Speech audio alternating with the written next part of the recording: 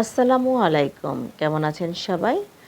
আজ আমি আমার হোমমেড বানানো হালিম মিক্সড দিয়ে হালিম রান্না করব। প্রথমে আমি ডালের মিক্সটা 20 মিনিট পানিতে ভিজিয়ে রাখব। আমি ভালো করে ডালের মিক্সটা পানির সাথে মিশিয়ে নিচ্ছি। 20 মিনিট হয়ে গেছে। আমি একটা পাতিলে পানি গরম করে রেখেছিলাম। সেই গরম পানির সাথে ডালের মিক্সটা মিশিয়ে দিচ্ছি।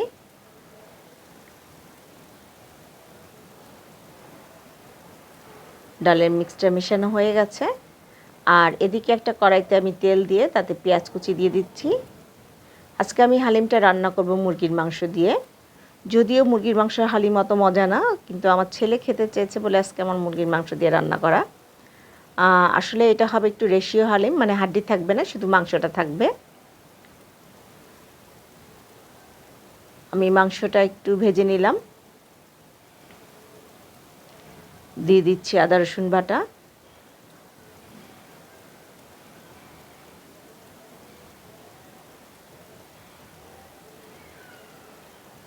ভালো মতো করে আদা রসুনটা একটু মিশিয়ে ভেজে নিলাম। দিয়ে দিলাম স্বাদ মতো লবণ, মরিচের গুঁড়া আর হলুদের গুঁড়া। আবার একটু আমি মাংসটাকে কষিয়ে নেব। কষানো হয়ে গেছে, আমি পানি দিয়ে দিলাম।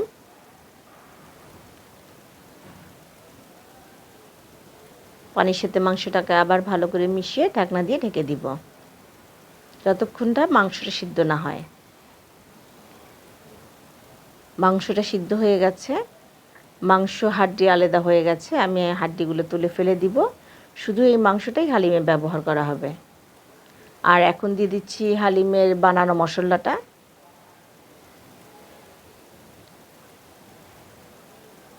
আমি ভালো করে মশলাটা মাংসের সাথে মিশিয়ে নিলাম।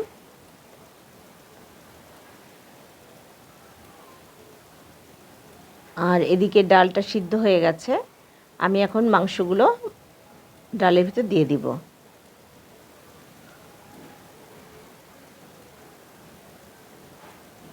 এখন ভালো করে ডালের সাথে মাংসটা মিশিয়ে নেব।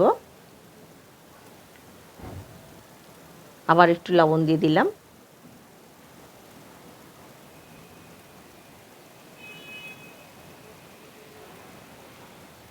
এখন আমি হালিমটা বাগার দিয়ে নেব। আমি পাতিলে তেল দিয়ে কড়াইতে দিয়ে দিচ্ছি পেঁয়াজ কুচি। আপনারা এখানে রসুন কুচিও ব্যবহার করতে পারেন পেঁয়াজের বদলে। আর দিয়ে দিলাম শুকনো মরিচ আর সাদা সরিষা। আপনারা ইচ্ছা করলে কালো সরিষা ব্যবহার করতে পারেন। পেঁয়াজটা ভাজা হয়ে গেছে, এখন আমি হালিমে ঢেলে দিব।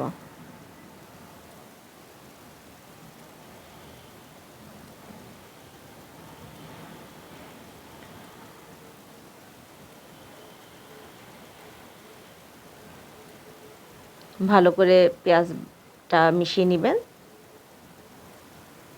তৈরি হয়ে গেল আমার মজাদার হোমমেড হালিম মিক্সড দিয়ে হালিম।